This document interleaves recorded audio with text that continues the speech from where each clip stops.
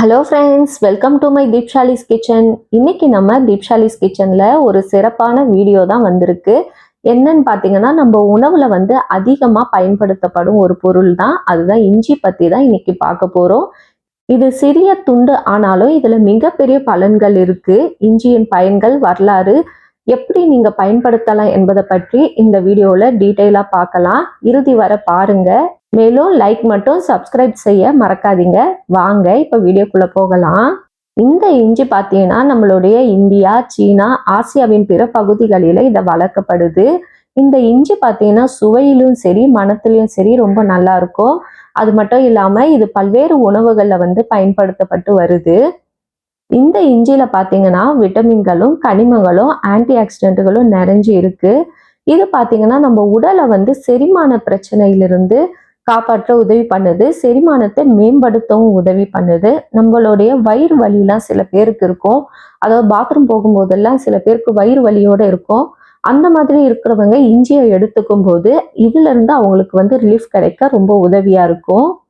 அதே போல சில பேர் டிராவல் பண்ணும்போதெல்லாம் பார்த்தீங்கன்னா வாமிட் சென்ஸ் அதிகமா இருக்கும். அவங்க எலுமிச்சை பழத்தை வாசனை பிடிச்சிட்டு வருவாங்க. அந்த மாதிரி இருக்கும்போது அந்த கொமட்டல் பிரச்சனை இருக்காது அப்படின்வாங்க. அதே போலதான் இஞ்சியும் அந்த வகையில பயன்படுது. இதை நம்ம இஞ்சியை தோல் சீவிட்டு அதை நுகர்ந்துக்கும் போது நம்மளுக்கு டிராவல் பண்ணும்போது குமட்டல் ஏற்படாம இருக்கும்.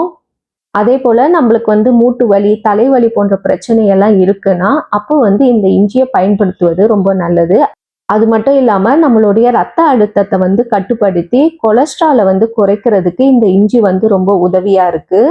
நம்ம இந்த இஞ்சியை பார்த்தீங்கன்னா தினசரி இஞ்சி டீ மாதிரி கூட குடிக்கலாம். சின்ன துண்டு இஞ்சியை நல்லா தண்ணியில போட்டு கொதிக்க வச்சு அந்த தண்ணியை குடிக்கும் போது கூட நம்மளுக்கு அதனுடைய பெனிஃபிட்ஸ் நிறைய கிடைக்கிறதுக்கு நம்மளுக்கு உதவியா இருக்கு. அது மட்டும் இல்லாம இந்த இஞ்சியை பொடி பண்ணி வச்சுக்கிட்டு நம்ம என்ன சமையல் பண்ணாலும் அதில் லைட்டாக சேர்த்து கொள்ளும்போது அந்த உணவுடைய சுவையும் நல்லா இருக்கும். அதே மாதிரி அதனுடைய விட்டமின்ஸ்கள் எல்லாமே நம்மளுக்கு கிடைக்கிறதுக்கு ரொம்ப உதவியா இருக்கும். அது மட்டும் இல்லாம இந்த இஞ்சியை நீங்க சட்னி மாதிரி, துவையல் மாதிரிலாம் அரைச்சிட்டு டெய்லி உங்க உணவுல சேர்த்து கொள்ளலாம்.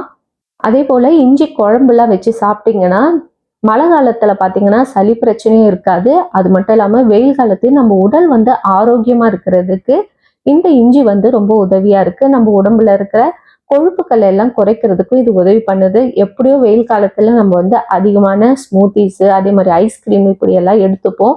ஸோ அதனால நம்மளுக்கு கொஞ்சம் உடம்புல வெயிட் போட்டா கூட இந்த இஞ்சி சாறு நம்ம குடிக்கும்போது அந்த கொழுப்புக்களை எல்லாம், எக்ஸ்ட்ரா கொழுப்பு எல்லாம் குறைக்கிறதுக்கு இது ரொம்ப உதவியா இருக்கும்.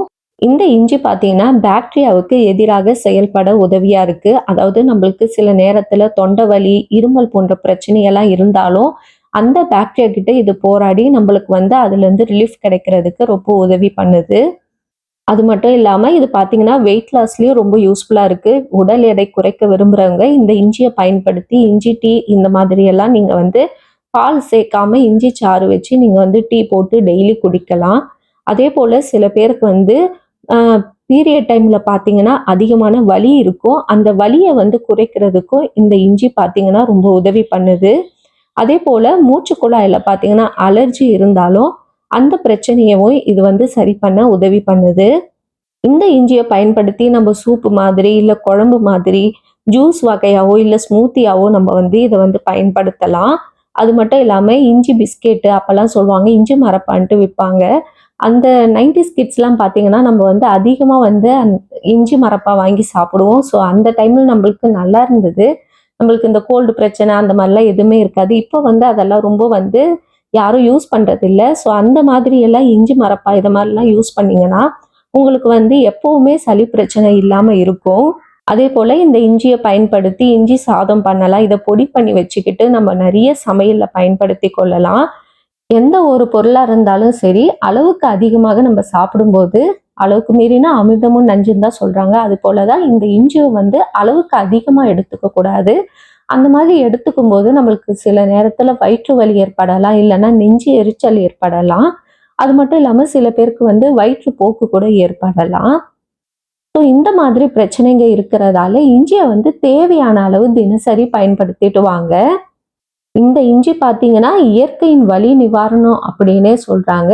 நீங்களும் உங்க சமையல்ல இந்த இஞ்சியை எந்த முறையிலெல்லாம் பயன்படுத்துறீங்கன்னு மறக்காம கீழே கமெண்ட்ஸ் பண்ணுங்க. இந்த வீடியோ உங்களுக்கு பிடிச்சிருந்தா லைக் பண்ணுங்க, ஷேர் பண்ணுங்க, சப்ஸ்கிரைப் பண்ணுங்க ஃப்ரெண்ட்ஸ். இன்னொரு வீடியோல உங்களை சந்திக்கிறேன். பாய் பாய் ஃப்ரெண்ட்ஸ்.